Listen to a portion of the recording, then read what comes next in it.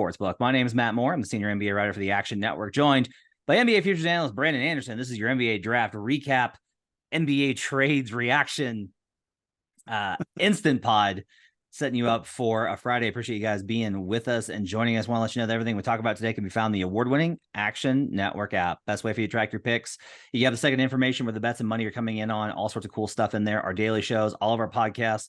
Get yourself through baseball season. Check out Buckets with our WNBA pods continuing all throughout WNBA season into the fall, and get yourself set for everything you're going to need to know for your fantasy drafts, as well as betting futures in the NFL coming up here in July and August. On today's show, Brandon and I are going to talk about the top of the NBA draft. We'll go over kind of what our bets looked like, and then we'll get into some of the trade reaction and which teams were higher and lower on. From a betting standpoint, we'll try and provide you with as much actionable information as possible, but that's going to be pretty limited. We don't have win totals yet.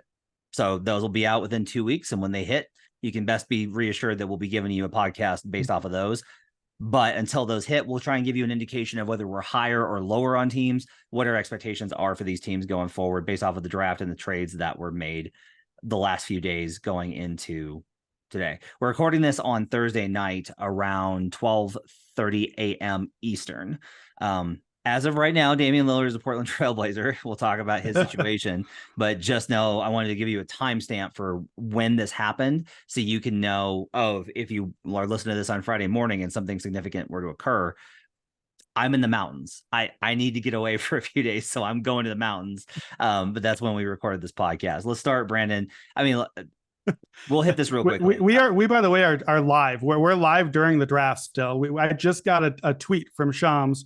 Toumani Camara has just been selected at number 52. So there you have it. That's a name I've definitely heard before, and we'll tell you all about now. Hey, you know what's sad is this is the first year that you could actually say that you don't know who that is. Most years you'd be like, "Ooh, Toumani got taken. Let me tell you all about his upside." That's true. I'm actually very proud of you for wanting to start this early because of your birthday tomorrow. So I want to wish you a happy birthday early, Brandon. Thank you. Monday, but birthday party tomorrow. But it's the big 4-0, so I appreciate it. Happy birthday to me. I even got a Timberwolves draft pick that went my way tonight. I'm back in, man. I'm back. Yeah, we'll see. That lasts until like the training camp. Let's look. We'll start at the top. Big surprise. Victor Wembanyama goes number 1 to the Spurs. We've talked about you have an article out, and you talked about on the pod last week about how you like Scoot Henderson, rookie of the year. We'll talk about the value on that bet going forward. I don't have much to add on Wembanyama. We'll have more thoughts on him after we see him in summer league and getting into the season. The value, I think, on betting Wembanyama futures is going to have to come basically in preseason if we get a sense for, okay, Wembanyama is actually going to be impactful as a rookie.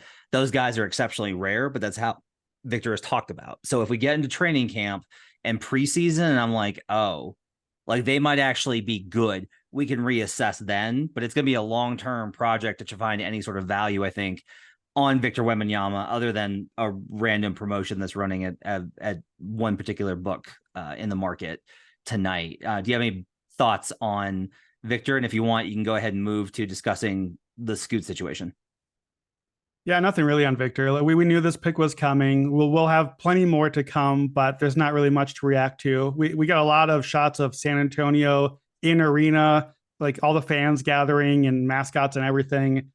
Yeah, the drama today to me was, well, for all of us, was erase Wembanyama number 1, which we've known for months now. And we kind of just got last year all over again. We got the Paolo, Jabari, odds, whoop-de-woo, Shams and Woj battle. We got the odds swing all day today, back and forth, back and forth. A tweet would come out from one side. Oh, yeah, no, they're definitely Charlotte's considering Scoot. And then the odds went back towards Scoot's direction.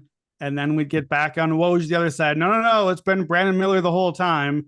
Back and forth, back and forth.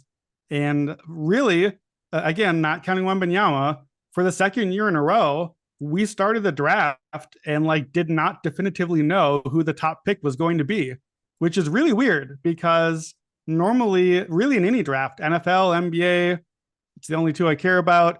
In all the drafts, you know who's going at the beginning. We know this, and now this is 2 in a row. So I don't know. Is this the thing? Is this what happens in NBA drafts now? Or is this just, did we get the wrong teams? Do Charlotte and Orlando just not tell? What's your takeaway from the snafu and all the draft odds swinging?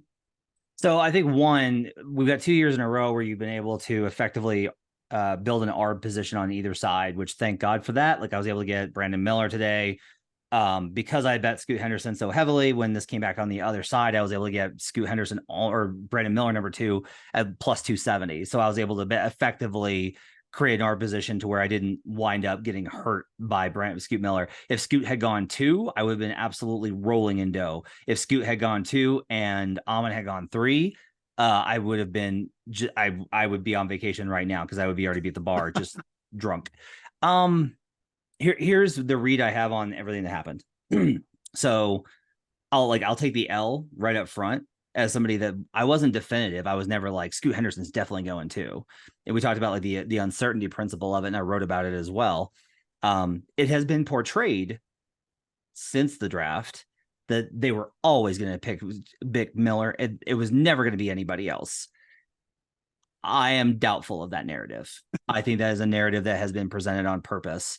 My understanding is that this is still very much up in the air, very late in the day, and that eventually one individual who is not going to be with the organization in a governor capacity made this decision for the Charlotte Hornets.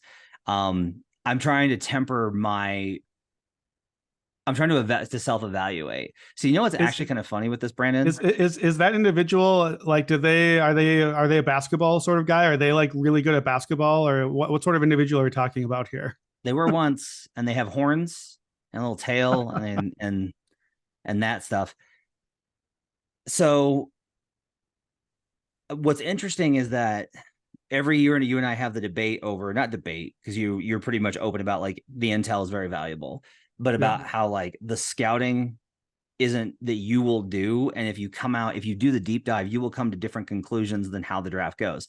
And that's the same this year. Like even the really smart draft consultants, like there was a bunch of things that were just not in line. This is a very messy process. It's hard to figure out. But what's interesting is that I wound up talking myself into the same kind of principle of the logical conclusion, the upside pick, the most talented player was Scoot Henderson.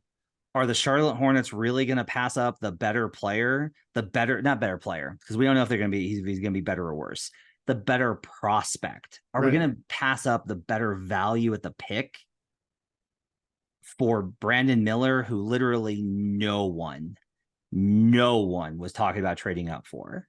It was like, oh yeah, he'll be good. And the answer is yes, because one individual made that pick.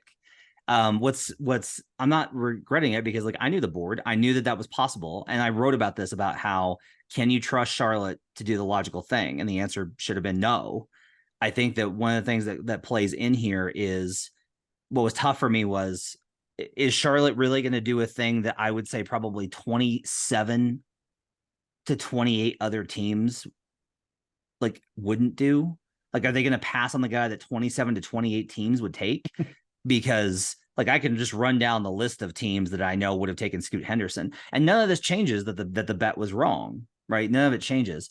I do think one of the things that I think we have learned that I'm going to try and take into it, and this is tough because like I hit on Scotty Barnes because I bet him early, and I hit on Patrick Williams because I hit on him early, but it needs to be a pick in like the top 10 that's not one of these top guys. If you're betting in the top 3 on this instability, and we may not have this next year, maybe like really stratified 1, 2, 3, but if you're betting in those top 3 to 4 picks, I do think that there's probably value in waiting to the week of the draft. Just wait till we get there. And then there will be some moment where an unstable event occurs and you have an opportunity to profit from it by betting all sides of it, would be my takeaway from it. Yeah, I think that's the right takeaway. And I have some early bad news for you from a scouting perspective. Next year's draft sucks. Yep. It's so bad. There's no Wembanyama. There's no Scoot Henderson. There might not be a Brandon Miller. Like, if you think that it was unpredictable at the top of this year's draft, there's going to be a lot of dudes next year. But at the top, let's just say teams will not be tanking the same way they did for Wembanyama this year, next year. There is not that player in the draft. So yeah, I think that's the right takeaway. Just being open to arbing, I think is a good play. If you're going to bet the draft, a reminder that like you got to be on it all hours of the day these last few days. You got to be ready. and you got to see that tweet. And when it comes out, that intel that came out, be ready to either believe it and jump in before it's gone, or disbelieve it and build your arb position and jump on the other side. And you had to do that throughout the day today. If you wanted to build that position, you could have not done anything the entire draft and just today alone decided I'm just going to do the Scoot Miller thing at number 2 and got both sides and been done with the whole draft. Profit. You could have got like 3-1 or 4-1 on both sides, and that's it. Just today, but only if you watched it and were ready and knew this is what the plan was. So we've got 2 years in a row now where that would have been the case. You could have done that last year with Paolo, with Jabari as well. So yeah, at the end of the day, top 5 goes chalk. I literally would have, like, if you gave, you love the exact outcome bets of the 1, 2, 3, 4, 5s, or the 1, 2, 3s. I would love like the no version of those. I would absolutely have made one of my best bets and lost whatever the opposite of chalk is, the no bet on the chalk. And instead, as the markets closed, the favorite for the picks at 1, 2, 3, 4, and 5 is exactly how it played out. So we got Brandon Miller at number 2, Scoot goes number 3, and then both Thompson twins 4 and 5, which is fun. Amen. Apparently, we're enunciating the second half of the second syllable. Amen first to the Rockets, and then Asar number 5 to Detroit. So my takeaway from all of that is, okay, Portland's up, Scoot's on the board. What's going to happen now? And what's going to happen is they're going to take Scoot because it's what Charlotte should have done also. He was the talent available there. My best bet of the draft cycle, thank God, because the rest certainly didn't go that well for me, but my best bet has been Scoot Rookie of the Year. Obviously, really a worst case scenario. If Portland actually keeps Scoot and Dame together, it's about the worst scenario just because we need volume. We need points. We need touches. We need usage. And it's not like you can't play 2 guards. We know you can do that in today's NBA, but there's Simons there. There's Shaedon Sharpe. There's Dame. It's too many guys unless somebody goes. So my question for you is, what's the fallout now? Is the fallout that Portland has dug in their heels and now here comes the Dame domino? Is there a scenario now where Portland went the other way and said, you know what? We're going to go ahead and take Scoot. We know that we can get that Paul George deal later. That's the guy they want. We'll figure it out. Or we're going to get that Zion deal. They're going to figure it out later. It doesn't involve any other picks. Get the guy they want. We'll hammer out the details. Is there a scenario, do you think, where Scoot still goes and they bring in that veteran? Is this the beginning of the end for Dame? Where are you at on Portland intel right now? So we'll get there in a second. I want to go back to Miller real quickly because I'm not going to let you. I don't know. You're refusing to take the victory lap, and you need to. After the lottery happened, you literally were like first out there, and I thought you were nuts. You were like Brandon Miller number 2, and I was like, why? And you're like, well, it's the best fit, and I was like, no one drafts for fit. Who would draft for fit with a number 2 overall pick? So what's interesting, 2 things that like, I'll take it. I'll take the W because heavens, I needed a few W's tonight. I got a lot of L's tonight. I'll take the W on the Brandon Miller pick. Actually was before the lottery. It was like doing the math on who could go to number 2. Charlotte was one of the teams that I thought maybe would land at 2 and then like Brandon Miller. That's the thing with Brandon Miller. The value is, even if there's not necessarily star potential or GOAT PG potential, apparently, even if there's not that, he's a long wing. He shoots well. He's a guy that every NBA team needs. Like, he fits anywhere. So that was going to make him easily appealing. And as I considered at the time, my opinion scouting wise on Scoot had fallen. I rebounded since then and got back to where I was earlier, to where I thought he was a tier above. Scoot's regular season in the G League did not end well. Our buddy Sam Vecini reported a lot about that he felt like Scoot maybe got a bit of an injury and kind of just packed it in a little bit down the stretch, that he was not necessarily going full out. Like, he proved what he needed to and didn't need to show a lot more. And as I went back and watched some of the G League tape, some early and some late, that really checked out for me. So I kind of rebounded on the Scoot opinion to where it's like, okay, no, actually, he's a level above. You got to just take him. But at the time, It felt like a lot of the opinions on Scoot had been dropping, not a huge way, but dropping enough that the Miller Scoot conversation seemed real. And yeah, I mean, I guess what I would say is this: you really don't like the idea that Charlotte drafted for fit here. I don't think Charlotte drafted for fit. I agree with you, actually. You've convinced me that, like, at number 2, you can't draft for fit. I just have to trust that Charlotte evaluated that Brandon Miller is the better prospect than Scoot. I have to trust that that's a decision, because you drafting or like either drafting because they really, really like Miller, or maybe they just don't like Scoot as much as some of the other teams. It has to be one of those two. I still think it's wrong, because there were teams that wanted Scoot, and you still at least could have moved down a spot or done some sort of trade. But I have to believe that somebody in Charlotte's front office made a decision that they thought they were getting the better guy. We have crumb trails going from Mitch Kupchak's first interview after the lottery, and consistently the reporters that were consistently saying Miller talked about fit. And this is one of my reads. I think this is about LaMelo. That's what I think a lot of this was about. And I'm just going to say right now, on the record, on this podcast, that's a mistake. That is a horrible, horrible mistake. I don't know if Miller's going to be good. Miller could wind up being the best player in the draft. He could be better than Wembanyama. He could be the best player in the last 5 drafts. He could be MJ. Don't know. Like, I'm open to those possibilities. I am telling you from a process perspective, this was a colossal fuck up. And I'm not going to, I won't move off of that. Even like, no one will talk about it. If Miller runs out being a genius, it'll just be like, wow, what a great job. But oh boy. Just if you were going to start a team fresh tomorrow and you could either get LaMelo on your team or Scoot, is that you saying I'll pick Scoot and never look back? Never look back. Okay. That's what I thought. And that's less about Scoot Henderson, and it's more about LaMelo. Right. Because you haven't really seen a lot of Scoot. You just know what you think about LaMelo. Yes, I've watched a lot of Charlotte games over the last 2 seasons, and boy, do I have some takes that have been burbling under the surface. I'm trying to be kind because he's still young, but boy, do I have some concerns. Let's talk about the Dame thing.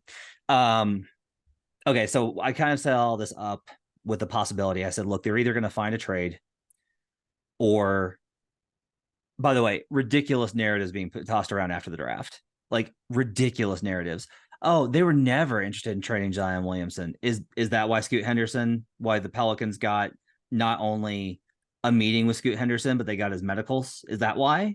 Because you had no interest in trading Zion Williamson? Because guess what? They were never going to trade it for anything else.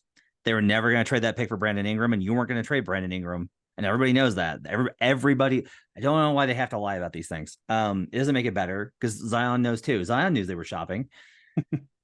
So we can make all these predictions and we don't know. I will tell you what I know to be the closest thing to the truth, which is that the Portland Trailblazers got to a point where they couldn't find a deal that was going to satisfy their needs. Whether it was what New Orleans wanted in excess of the number 3, or that they wouldn't give up in addition to Zion. The Raptors deal fell apart early. Everyone was in on like, oh yeah, that's dead. That was dead long ago. The Paul George thing, I think, came and went pretty quickly, even though I think that's an interesting thing to keep an eye on with the Clippers separately. So now we really are in a situation. The reports are pretty early out after the draft, after Scoot got taken. The report was that Dame's going to give them a week. They have important week. Turns out that the end of June and start of July is an important week in the NBA calendar. And like, I'll stretch it to like 12 days. Sure. Yeah. Okay. They've got 12 days to pull off what they need to pull off. And in that time, they're going to have to figure out. I would say that they're not that if you were going to trade Scoot, you were trading him tonight, and they didn't. So I don't think they're trading Scoot. Okay. I will say this.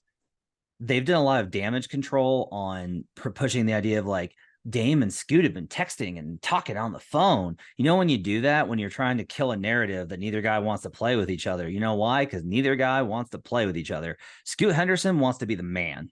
Yeah. He said the rookie of the year is his number one goal. That kid is coming for the throne, and you can like it or dislike the approach and the game and whatever, but that's how he's wired.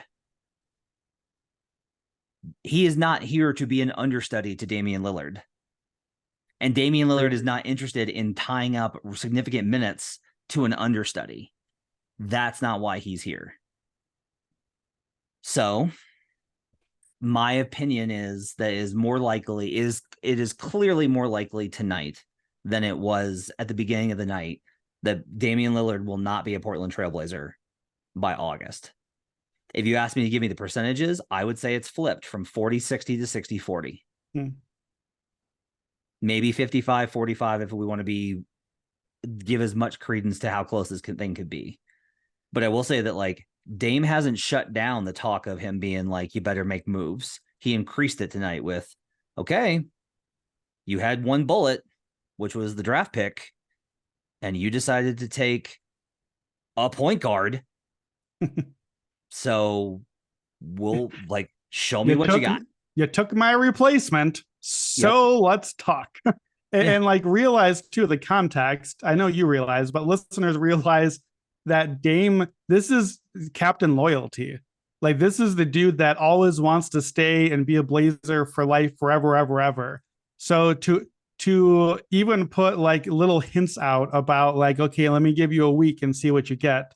Like, this, as a Timberwolves lifer fan, me being me, it, like, we're getting the Kevin Garnett stage, and the Kevin Garnett thing went many years where, like, eventually Minnesota fans were like, just go. Like, we can't win with you. We want you to win somewhere. It sucks for you that you're with us. We hate it for you. Please win somewhere. Because it went year after year, and he wouldn't do the like public request thing that other guys have done. So that Dame is at least inching that direction is not nothing, considering it's him. It'd be different if it was like LeBron or Kawhi or PG or guys who've been moving around. I think it matters for Dame. So I'll talk about the rookie of the year, since obviously that's my big position on Scoot.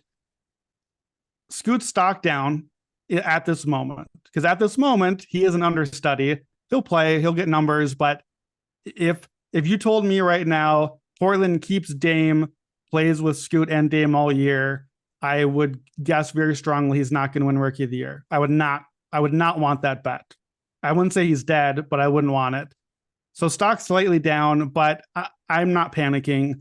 I even, to be honest, thought about digging in my heels. I checked the numbers thinking, well, maybe books will think that Scoot's stock is down and his number will go back up and we can bet it again. And I was ready for that, but the number hasn't really gone up yet. It's still lower now than the 600 when we were betting it. So, I mean, I think it's bounced perhaps a little bit, but I like Dame. I will wait this out a little bit. I tweeted right after they took Scoot, I don't think these guys ever play a minute together. Yeah. I don't think that Portland, that just gut instinct, it doesn't make any sense to me.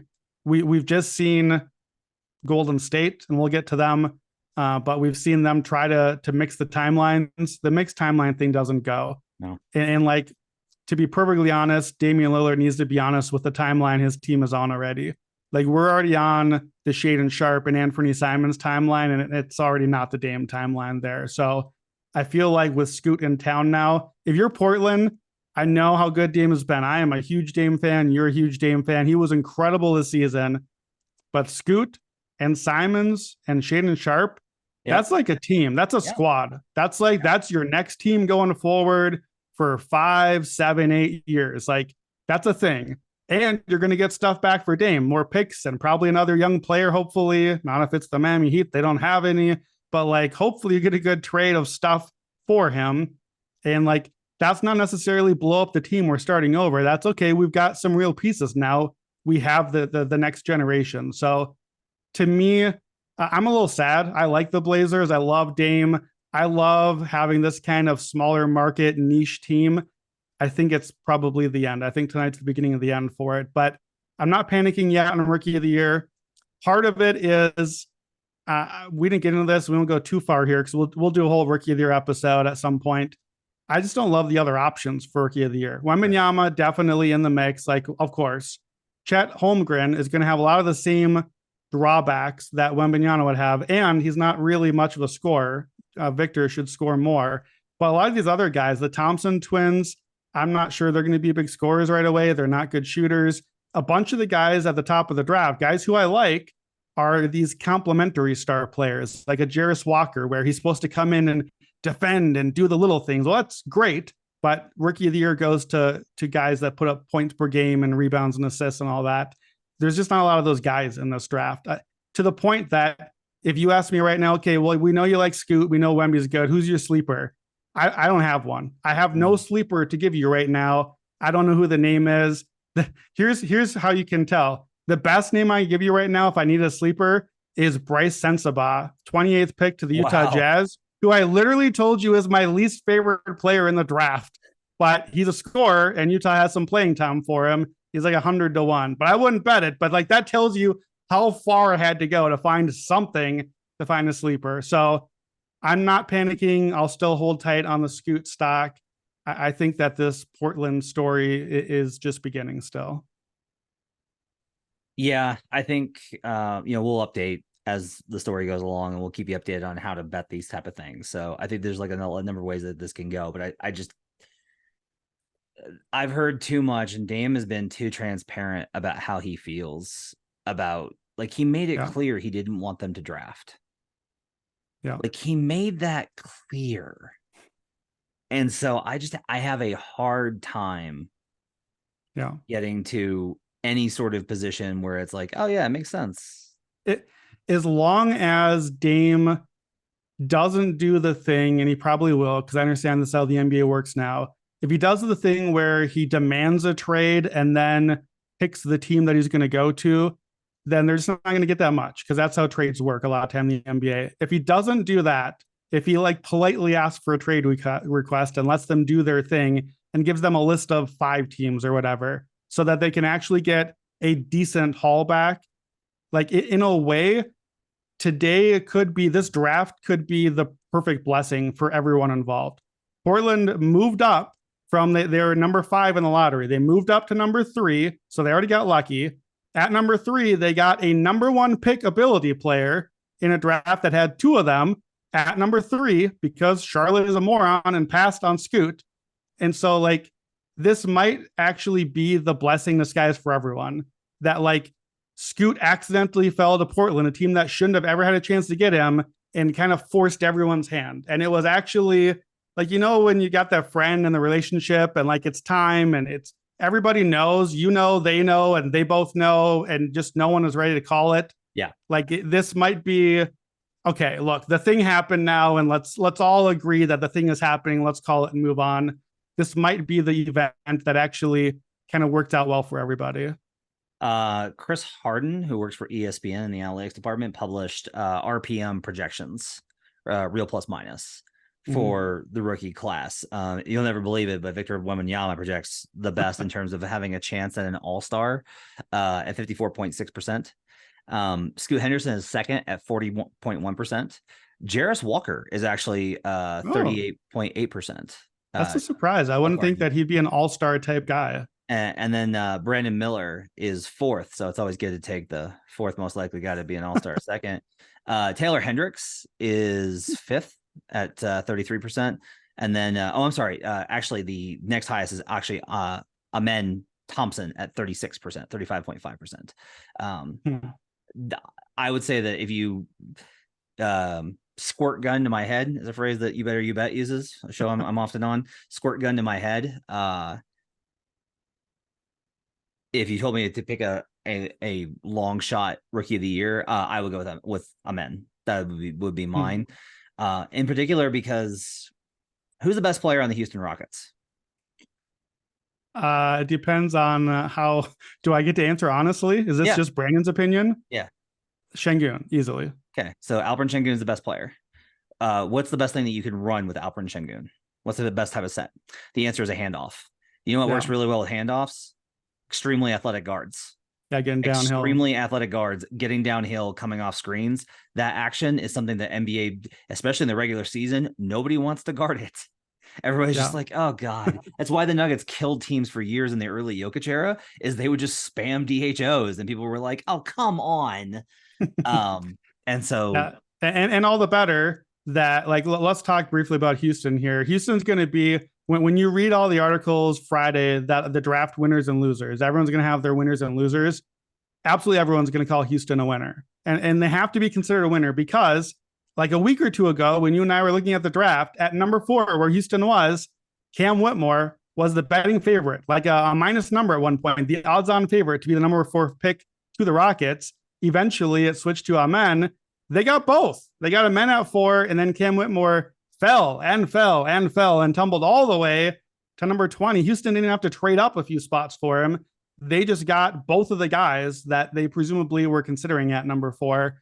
So I personally am not super high on either one of those guys, but even being somewhat out on them, I still have them both like top 10 or 11. Houston has to be like through the moon, through whatever. Very happy. They're very happy a lot of that they got their guys. Here's the funny thing. You shouldn't draft for fit, but like fit's nice. I really like putting Amen next to Jalen Green. Agreed. Maybe getting Jalen Green a little bit more off ball so that maybe he doesn't just chuck up 45-foot shots at the end of the shot clock. Or what am I saying at the end of the shot clock? 17 seconds left on the shot clock. The defense is really good. The size and defense to offset Jalen is huge, I think, for Amen. Well, and the plus is with Jabari, who I think is going to be a really plus defender. So you've got Jabari and Amen and Tate. And like, okay, we're headed, and there are actually a lot of metrics, and I've done a lot of deep dive stuff on Şengün. You can pull Şengün into decent defensive lineups if you surround him with good personnel. Yep. He's not a guy that drags down personnel. He plays to the level of it. Yeah, so good defensive lineups, he's fine in. He doesn't make him better. He's just is fine there. Bad defensive lineups, he makes them worse. Have I mentioned that, you know what they should do? Somebody should just trade Jalen Green and Lonzo Ball, or to LaMelo Ball. I'm sorry, LaMelo Ball to the same team, and then they can just have fun together. So, yeah, I'm a young guy. What's the opposite of league pass alert for that team? So, LaMelo is gonna make an all-star team and make me look dumb next year. All right, so Houston does well. Well, let me just comment on that. Houston does well, but Houston themselves has to be happy. I'll tell you right now, the first team, when win totals come out, the first team I'm looking at is Houston, and I'm betting the under. I was all over it last year. I grabbed it early at like 27.5, and it ended up down to like 21.5. I'm taking the under for all the exact same reasons. Amen is going to run point somewhat for the team. Young point guard team is like my first under thing I'm looking for. Yeah. They still got all the young players. They still got the Jalen Green stuff. The roster is moving in the right direction. I actually like the idea of Amen rookie of the year potentially, because I think the defense so far, as young, even these guys, him and Jabari, that are going to be good defenders, are not yet. It takes time. I think the defense will be bad. I think they'll play fast. They'll run in transition. That's basically overtime elite ball. Like that's Amen. That's what he's been doing. So yeah, he probably actually will get some numbers. I think that's a good call, but I'll take the under. I think they're going to lose a lot of games again. So here's my only challenge on that. Typically, the reason that you want to play an under on a rookie point guard led team is because it has to be worse than the veteran that played before. Is a rookie Amen Thompson worse than a veteran Kevin Porter Jr.? Houston fans, I don't think Houston fans listen to us, to be honest, because I don't know why they would. We hate Houston. Houston fans really like KPJ. Not anymore. The numbers on him were pretty good toward the end of the year. They're out now. That's a good thing. They're out on him now. Quick update here as we're recording this live. This just came out from Chris Haynes. Damian Lillard has not had any recent communication with the Portland Trail Blazers involving the draft, free agency, or his future. So you can put that either any way you want. You can say, see, he hasn't been communicating because he trusts the team and there's nothing to report here and everything's overblown. Or you can say, so he hasn't talked to the team at all and is watching them go against his wishes and draft a dude. So you can by the way, back on the Houston thing for 1 second, Houston's first round pick next year is still owed to Oklahoma City, but top 4 protected. And if it doesn't happen next year, it switches to 2s. So I tell you what, if they're anywhere near tanking range, Houston's going to tank the crap out of the season at the end and try out like they can to get that top 4 pick. So that's my one dump on a team. Take the under tonight. Can I do some of my like teams or picks I liked real quick? Just some bullets. Hit me. So I thought the Mavs draft was really good for them. They started at 10. Obviously, we knew the whole drama with that. They tanked the end of the season out of the play-in race. They get number 10. They trade down 2 spots to Oklahoma City and end up taking Derek Lively. We won't talk about that with your bet. That was very unfortunate. You had the right team. You had the right player. Didn't work out. They did that and got off of Davis Bertans' salary, which they definitely need the salary slot. And in so doing, they get like the trade exception or whatever the rule is that they instantly trade to Sacramento and pick up Richaun Holmes and the 24th pick. And they get Omax Prosper, basically a 3-and-D Robert Covington type. So they turned number 10 into Derek Lively. I'll say JaVale McGee, basically a shot blocking rim runner, exactly the sort of guy you want with Luka Doncic. And they get a 3-and-D wing, exactly what you want with Luka. And they get Richaun Holmes, who I think is kind of maybe the Christian Wood replacement if they can move on from him now. So I think the 3 guys they got are great Luka fits. I think they kind of retooled the roster and got guys that will go well with him. So I thought the Mavs were a real winner tonight. Picks that I liked. I loved OKC and the other half of that part of the trade. They moved up to 10 and got Cason Wallace. I love Cason Wallace. He's a Drew Holiday type defensive guard. OKC's defense has nasty potential. I don't know how quickly. It's going to depend on how quickly Chet Holmgren gets there and how much he'll be able to play. But that's a team you and I have talked about Shea as a possible MVP candidate. Like OKC is getting there. They got some dudes, and Kayson's going to be part of that. Couple or 3 second-round picks I liked. I had to be careful because last year on this podcast, reacting, we loved the Bucks pick. Marjon Beauchamp, he's going to make a big impact in the playoffs. I don't remember him playing this year. I love Andre Jackson to the Bucks. He's the guy called Wing Draymond. I could see him kind of doing some of the PJ Tucker type stuff that team has had in that role. So I think that he could be a really good fit. He just won a championship with UConn. He's a good defender, good facilitator. Celtics got my guy Jordan Walsh, not quite in the first round for us, but really good defender on that team. I could see him sort of stepping into the Marcus Smart sort of role if he learns to play offense. Not that Marcus really ever did. And I'll give you a chance to howl for me. My Timberwolves. Howl? Come on. All right. Oh yeah, it's night at your house. You got kids sleeping. It's night at my house too. I just don't have kids sleeping. Timberwolves got Leonard Miller, who I thought had a really good year for the G League Ignite. I thought he was a potential lottery pick, and he ended up top of the second round. So I'm back in, baby. Leonard Miller, he's my guy. Timberwolves championship. Let's go. Why did you like the Celtics moves? I forget who. I'm gonna guess Keith Smith because Keith is my go-to Celtics guy. Pointed out, so Boston had the 25th pick as part of the trade we're going to talk about shortly, the Smart Porzingis trade. They picked up the 25th pick. Really, they moved up from 35. They didn't actually get 2 first-round picks. One of them was they moved up 10 spots. And then they did Bill Belichick proud because they did like trade from 25 down to 31, trade from 31 down to 34, down to 37.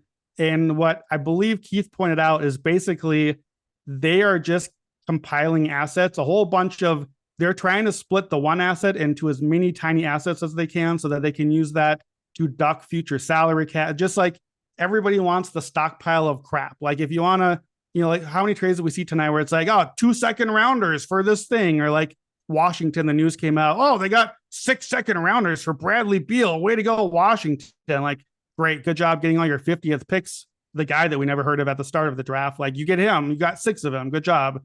Like Boston got a bunch of that. And I think that they are going to use that stuff to send 2 picks later. Like the Timberwolves traded 2 future second round picks to get number 33 and get a guy that I thought was a lottery pick. Second round picks are valuable if you use them for not second round picks and get other stuff with them.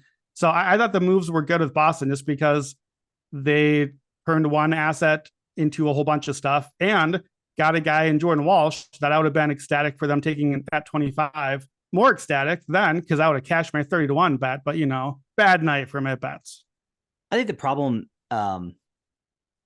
with the Celtics thing is mostly just that it's tied to the Smart trade, right? So they pick up these they're technically picks from the Grizzlies, but ultimately like they take one of those and they just move down and down and down and down. So like they made a lot of that return disappear. Now they did get Porzingis, which is an upgrade, and I'm gonna write about why, but like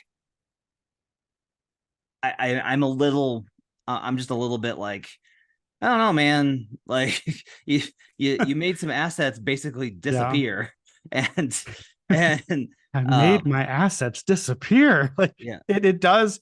As a Minnesota fan, the Vikings in the NFL draft have done this for years. Start with like the 19th pick, and as a fan, you get all hyped up. Okay, 17, 18, it's our turn. Vikings trade down 6 spots, and you're like, all right, see you in like 45 minutes, and it's our turn. And the Vikings trade out of the first round. You're like, all right, back tomorrow for round 2, and you trade down, down, down. If you trust the process and trust the general managers and the team that's doing it, that pays off eventually. If it's good process and teams that are patient use the assets right later, you can get over the initial disappointment of, well, we didn't get anything out of that. No, you did. You just got a lot of future stuff. I think that we have to trust Boston at this point, that has had good process for years, that they did get a bunch of stuff out of it. They still got a player that was worthy maybe of the 25th pick anyway, and extra stuff. And really, like, they ended up getting back basically to their 35 pick where they started. They probably just got this free 10 pick upgrade kind of thrown into a deal that we knew Memphis really wanted Smart, and they just kind of turned it into some other extra bonus stuff. So I think we trust that they knew what they were doing. Should we switch to talk about the trade now? Yeah, let's go ahead and transition there. So the big news on Wednesday night was that after a deal fell apart between the Los Angeles Clippers, Washington Wizards, and Boston Celtics to send Kristaps Porzingis to Boston and Malcolm Brogdon to the Clippers, the Clippers rejected the medicals, the physical on Malcolm Brogdon, and that trade fell apart. After that fell apart, they pivoted quickly, is my understanding, is that this thing came together like it was like 90 minutes of just like, okay, so plan B is this. And they immediately pick up the phone. They call the Grizzlies, and Memphis is more than happy to send Marcus Smart, two picks, and that's it. Oh, and Tyus Jones to the Wizards. Yeah. And the Wizards send Kristaps Porzingis to Boston, and Daniel Gallinari and Mike Muscala, and some other things, random pieces, go to the Wizards. The core of the trade is Tyus Jones to the Wizards, Porzingis to the Celtics, and Smart to the Grizzlies. Especially after the laundering that the Celtics did with the pick tonight. There's another pick though that's yet to come through. It might be valuable. The next year's Warriors first also into the Celtics. That's right. So my reaction initially on the Porzingis front was pretty positive. The thought process, so I'm going to write about this. My upgrade on them is I'm basically upgrading the Celtics a half point in their power rating going into next season, even after the loss of Marcus Smart. Had it been a Brogdon move, it would have been a full point. But Smart's good enough for me to push that back and move to a half point. It's not that Porzingis is an upgrade over Smart. It is that if you're the Celtics and you have Jason Tatum and you have Jaylen Brown and you have Derek White and you still have Malcolm Brogdon, depending on like, the Celtics seem pretty confident he's going to be back, recovered from the injury. You have those 4 guards. Their problem consistently has been that the offense has these moments where it just melts into an ice cream puddle. Like it is Neapolitan ice cream when it's all of the flavors mixed together. And that can be good, but it can also just be messy. And that's the problem with the Celtics. It just spills all over the floor. They need actions to be able to generate this stuff. And quite honestly, because they don't have a primary pick and roll spam point guard, it doesn't necessarily work with Robert Williams. Al Horford's not that guy anymore. They can run handoffs with him, but not really as effectively, especially Horford's not that big. Porzingis gives you a weapon that you can just consistently run offense with. Porzingis' defense. So Porzingis is top 20 in EPM last season. If you're listening to this podcast, I love that metric. Yeah. That's my go-to for catch-all. It's to me, it's the closest to like matching my eye test for impact.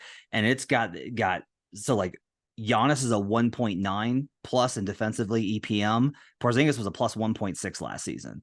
If you think that's exaggerated, okay, let's look at it this way. Let's just take net rating. Okay. That Washington Wizards team, that shitty Washington Wizards team that missed the playoffs and was a train wreck by the end of the season, they had a plus 1.4 net rating when Porzingis was on the floor. They won their minutes. Do you know how rare that is for a sub 500 non-play-in tournament team to be a plus 1.4 in anybody's minutes? It's rare. And so I have never been a Porzingis guy. I was against him when he was a rookie in New York, thought he was overhyped. The unicorn talk I thought was ridiculous. I thought that he was overstated in terms of what he could do defensively. His injury problems in Dallas were horrible. His fit with Luka was wretched. I wonder a lot about Luka, honestly, at this point, given how Porzingis played after. But Porzingis really turned me around last season. Even in Dallas before he got traded, I was like, oh, like Porzingis like looks, and a lot of it was talking to Mavs fans that like he's healthy for the first time. Like he just hasn't been healthy. And he may not be again. He played 65 games last season, and he's always going to be an injury risk, and this could be a problem for them as well. Smart is a lot more reliable.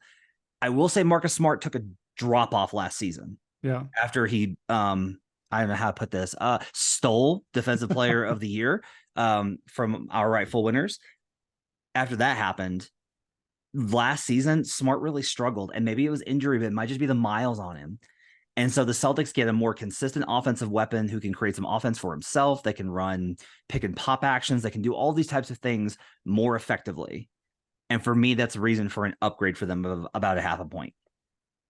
Yeah, I love this for the Celtics. Somehow, much as I generally hate everything that happens in the NBA, if I'm being fair to myself, somehow I managed to love this for all three teams. I don't know how we got a three-way trade where I actually quite like it for every side, but for the Celtics, I'm not going to say addition by subtraction, getting rid of Marcus Smart. Certainly not. Like that was the heart and soul of the team.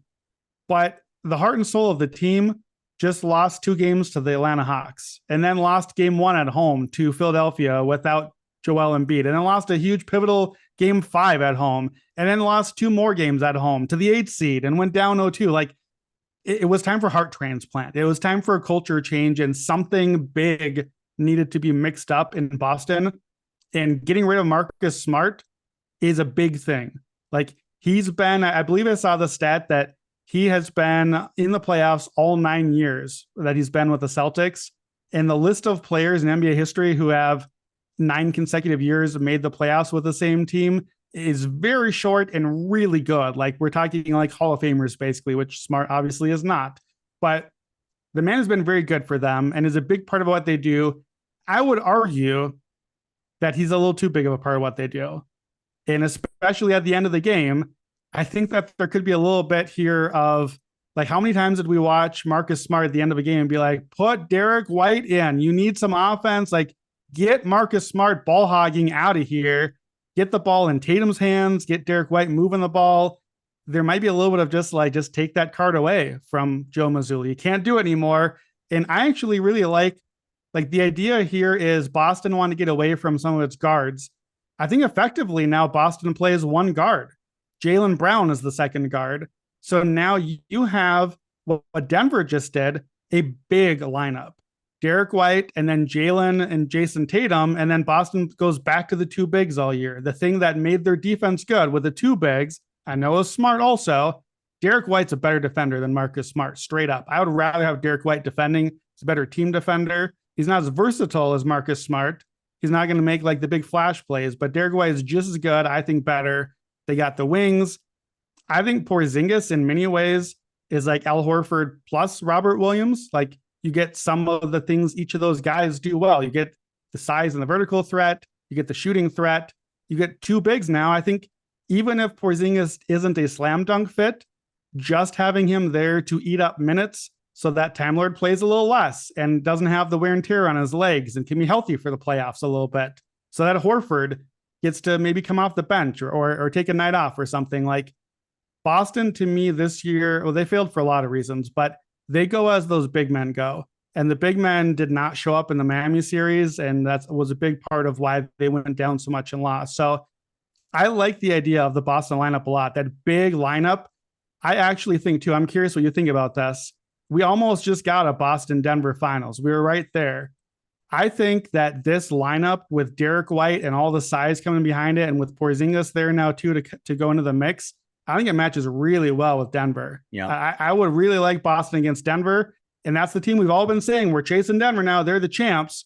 I think Boston firmly reestablished themselves as an Eastern Conference contender and right there in the title mix with this deal. Yeah, because a lot of this is you can put Porzingis on Jokic and have Robert Williams on the weak side with rim protection. And it's like an ultra sized version of the Rui Hachimura, Anthony Davis, with a little bit better, honestly, defense. Like that's a better defensive combo. Yeah. If healthy. That's right. That's the risk here. Is like it's and Porzingis too. If you want to watch Porzingis for a while, you probably think of him as Victor Wembanyama as this like twig. Porzingis is not the same dude. Like dude has put on some weight and some strength, and like he's a man now. Like he can hold his own in the post. So not that he can shut down Jokic, because nobody can do that. Yeah. But like he can hold his own in there. So I think it's a really good trade for Boston. Now, I mean, look, they're gonna miss Smart in matchups like Harden. They're gonna miss Smart in matchups like Jamal Murray. They're gonna miss Smart in matchups versus the Warriors. They're going to miss their switchability. That's been the team identity for years is gone. Playing Porzingis, they're going to play a lot more drop now, right? Like the versatility defensively, I think, is much lower. I think the versatility offensively is much higher, and I think that's what they needed. The defense is still going to be good, just less versatile, but they got more outs on offense now. For Memphis, I will say that I'm still trying to figure out exactly where to put them until Ja gets back. Yeah. My baseline for them is a 2. So 2 points better than an average team on neutral court. That's a pretty solid number, honestly. It projects to, that's like a 46 win team. Ja's probably worth, even though that they've done really well without him, I still am willing to give Ja between 1.5 and 2 points of value. That's not as high as it is for some superstars. It's less than like Paul George at his peak. It's way less than Luka or Jokic, those kind of guys. I'm willing to move him down 2 points, but I think that Smart's worth a solid point for what he adds back. So that keeps them at a 44 win pace until Ja gets back, at which point they jump to something way closer to a 49 win pace. Now you can say like, but Matt, they've won over 50 games the last 2 seasons. My numbers are always going to think that Memphis sucks. Their half-court offense is trash. Until Memphis is now, if we go into next season and all of a sudden the half-court offense systematically is improved with or without Ja, guess what? Like my numbers will go up accordingly, so they can move up in those ranges. But I do think that this is an upgrade of about a point for Memphis, which is odd that I'm giving them only a half point for Porzingis because I think it's a really good move, but Smart's really impactful. I think Smart's worth a point for Memphis because one, it gives you, it's basically, you have to think about it as Smart can run the backup minutes that Tyus Jones was running. And while Tyus Jones is very good, Smart's a little bit better in terms of overall playmaking. Like Smart's a really good playmaker. Yes. Everyone focuses on the shooting, but like he is a very good playmaker and he's not afraid to just go ahead and attack. If you sag off, he's not afraid to attack the rim. The shooting has had ups and downs throughout. He's a streaky shooter and it's overall a negative, but there are times when it will be okay. And obviously, like, regardless of how we feel about his award, he is a defensive player of the year worthy player. And so now the Memphis Grizzlies are able to roll out a lineup that has Marcus Smart, Jaren Jackson Jr., the last 2 defensive players of the year, and Steven Adams. Yeah, that is and if they need to, this will be in towards the end of the season. I don't even know if he comes back next year, but eventually Brandon Clark. So Memphis's really good defense gets even better. They add playmaking. It's enough for me to go ahead and raise Memphis up a little bit. I think this trade made Memphis better as well. I agree. I think to me, the key is this. Marcus Smart, I don't even know. I can't think of any other player like this. There probably are a couple, but Marcus Smart fills 2 really huge needs simultaneously for Memphis. You said the one already. They need the jaw insurance, not just for the 25 games, but just for the future beyond that. And I'm not saying in case legal stuff happens again, Ja gets hurt. Ja's going to miss some time. His style of play is all you're going to need a guy that can play some minutes for him. Tyus Jones, really good, but Tyus was a pure backup point guard for them. What I mean is you can't play Tyus and Ja together. You're going to get destroyed defensively. You absolutely can play Ja and Smart together. Smart gives them versatility. And that's the other thing here is that Memphis, we know for years, you've reported on this for a long time now, Memphis has badly wanted a wing defender. They tried to offer like the entire world for Mikal Bridges and OG Anunoby and all the trades that we've heard about. Marcus Smart's not quite that. He's a slightly different version of defender, but Memphis gets both. In the same player, They get the lockdown wing defender and the backup point guard and jaw insurance. I don't know who else gives you that, like other than a superstar type player. So to get Smart as the combined answer for that in one player, like you've saved a roster spot and salary, like you're normally playing two guys to do those things. He's both of those. I will say here, addition by subtraction, I think Dillon's gone. Goodbye, Dillon Brooks. Marcus Smart has taken your spot. Yeah. And I have never been a Dillon Brooks fan of what he does for them. Marcus going to take some of those bad shots too. That's part of the game, but he has been a positive impact player. Dillon Brooks, all the EPMs and BPMs have just not been in his favor. Smart, the versatility that Boston loses without Smart, Memphis adds, I think. You would now have take Ja, Desmond Bane, Marcus Smart, Jaren Jackson. Those four guys, go Steven Adams if you want to be big. Go Luke Kennard if you need the shooting because you got enough defense around him now. You can definitely play him out there. Go Brandon Clark if you want to go the Clark JJ lineup. We know how good that is. Like, I think Memphis got better and deeper. And my first instinct is I had to take them a little bit more seriously in the playoffs too, because I think Smart adds different dimensions and different lineups, and Kennard now too, and Clark once he's back. But I like this a lot. The value too. You pay attention to the way these trades are reported. This, of course, was reported as Memphis traded 2 first-round picks and to get Marcus Smart. Okay, so here's what they really traded. They gave up number 25. We talked about that. That was the Boston pick that got traded a billion times. They didn't just trade away 25. They got 35 back. So they traded down 10 spots in a range of the draft that is mostly insignificant. Like 25 and 35, you're getting mostly the same player, as we've talked about already. So that's not nothing, but it's not, I gave away a first-round pick. The other pick that they trade away is the Warriors pick next year. It's the Warriors. You probably are going to get number 25 or something with that pick, maybe number 30, somewhere in that range. So don't be afraid by 2 firsts. Like, all first-round picks are not equal. All the Washington picks they got are mostly garbage picks disguised as, look at all the things we can list off in a tweet here. Memphis didn't trade nothing here, but they basically traded like a number 25 pick and a move down a few spots pick and gave up Tyus Jones, who you reported, take your victory lap here, that they were going to move on from him. You got that one nailed. You had that in your column. Didn't even get to the draft, and it was already right. I think it's a perfectly fine price for them. I think it made them better. Washington obviously has blown up the team, but Washington, Porzingis was gone. The reason the trade had happened so quickly is Porzingis had to literally opt in that night to his contract. Otherwise, he was going to opt out and just be a free agent, and Washington gets nothing because he's literally not on the team today anymore. Instead, they get free Tyus Jones, who can help the team. They got the 35th pick out of it. That was basically free for them. And out of the whole Bradley Beal thing now, they get Jordan Poole from the other deal. So Washington turned nothing into something. That's considering where Washington's at. We'll take the something. Big picture. Look, Boston's win total is going to be ridiculously high again. It has to be. Yeah. They finished number 2 in the West. They finished with 57 wins, or in the East. They finished with 57 wins. So even though I like the move for them, I'm probably going to be on the under again.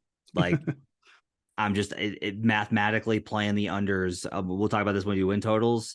Playing the highest win totals on the board, the under is always usually the best way to go. So I'm expecting to go under on Boston. Memphis, I think, is a really interesting one, given how their season ended. I'll be very curious to see what their number pops at. So they were at 49.5, 51.5 was the highest point. They ended with 51. So with Ja, that has to be lower. And depending on how much lower they go, if they go from a 51 to a 47, I might look at an over. If it goes to a 45, I'm hammering an over. If this only drops to like a 48 or a 49, I'm probably leaning under and not betting is probably what I'm going to say. Well, and remember, the line set last year included what we knew at the time would be about a 25 game absence for Jaren Jackson. We knew they weren't going to have him the start of the year, and he's not Ja Morant, but that's an important player. Like that was part of why I was really low on Memphis coming into the year is we thought it'd be more than 25 games, frankly. So like that was already part of the 51. My expectation here on Memphis is that we're going to get excited about like trying to get into an over here, and the line's going to come out and be like 48 and be like right at the number. We're like, come on, how'd you snip it out? Like, I feel like that's where we're headed on this. That sounds about right. The other big move for us to get ahead before we get out of here, Chris Paul's a Warrior, which there's just been a lot of moments in the NBA covering this league over the last 4 years where I'm like, okay, that's not something I ever thought would happen. So the Warriors send Jordan Poole and a pick, 2 picks, I believe, quote unquote picks. Two picks. The picks are a 2030 first round pick, which is like 100 years away and is top 20 protected. So again, kind of a fake first round pick. Yeah. And it would disappear after that because it's the end of when you can trade picks. And then I think like a 2027 second or something. So not really much picks. Mostly Jordan Poole for his CP3 is the deal. So I've gone back and forth on this because Jordan Poole is an innings eater. Sure. He gets you through the regular season, and their record without Steph is going to be bad. And the value I think that CP3 gives the Warriors is specifically in the minutes where Steph Curry is not on the court for whatever reason, because those have been terrible, both when he's played and he's been on the bench and in games where he's sat. Is like it went from they actually won those minutes in 2015 and 16 to they lost those minutes when they sacrificed some depth for KD in the 17 and 18 and 19 runs. And it got worse every year. And then in 2020 on, it fell off a cliff where now it's like when Steph's on, they're great. And when Steph's off the floor, they are outright bad, even with Draymond, even with Clay. And so Chris Paul gives them an opportunity to be better in those minutes, which I think is valuable. I don't know from a betting perspective if I can say that I like the Warriors title odds more at this moment, because I still have to be like there's a lot of talk today about faith in the training staff that's done such a good work keeping their guys healthy. And they legitimately have. Like Draymond's had injuries and Chris has had injuries, or I'm sorry, Steph's had injuries, but they've recovered from them enough for them to win the title in 2022. But when you look at Chris's career and you look at how many times he's ended the season hurt, including this last year, I'm just like, I don't know if he's going to be around. And if they don't get more inning eaters to make it through the regular season, then this is going to be an extremely shallow team again. Like this team's depth was almost nothing when we got to the playoffs, which is why they were playing heavy minutes and had nothing left at the end of it. And they've exacerbated that problem. I love the conceptual idea of Chris with Draymond. I think that's an exceptional fit. Two very high IQ crotch punchers who are able to play off of one another, make the right play. They're both like those two will kill in handoff situations. Chris with Clay will eat off of the spacing and the way that Chris is able to manipulate defenses and pass. Chris and Chris and Looney will destroy. Not Kuminga, he ain't gonna be here anymore. Chris and Looney, because you put any big with Chris Paul and that guy eats. So like there's all these conceptual ideas, but I have to think about the reality of what the season is from a betting perspective and then what the playoffs are from a reality perspective. And both of those I wind up being less confident as I want to be about this trade for Golden State. I think those are a lot of good points. I agree with the hesitations that you're having. It's a long regular season. It's an older Warriors team already, and adding CP, we talked about his injury issues for years. And does he have a 2-month playoff run in him? Even if he just didn't play a minute the whole regular season, could he still have that 2-month playoff run in him? I don't know. We've seen it once, and even the one time that he made the finals, I believe he still missed a couple games along the way, right? So we still had some injuries there. So the hesitation is fair. I love this for the Warriors. I think the upside is immense. And the more I think about what CP can add to the team, the more excited I get. The bench unit difference you talked about is huge.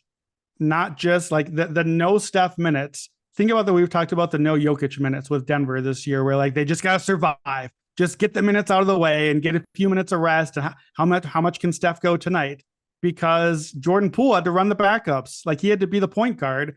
Having CP instead of Jordan Poole is literally like an extra 2 or 3 possessions in a game that CP is not going to turn it over, and Jordan was turning it over. So just that alone, an extra couple possessions is worth like 3, 4, 5 points to the Warriors if that works out that way.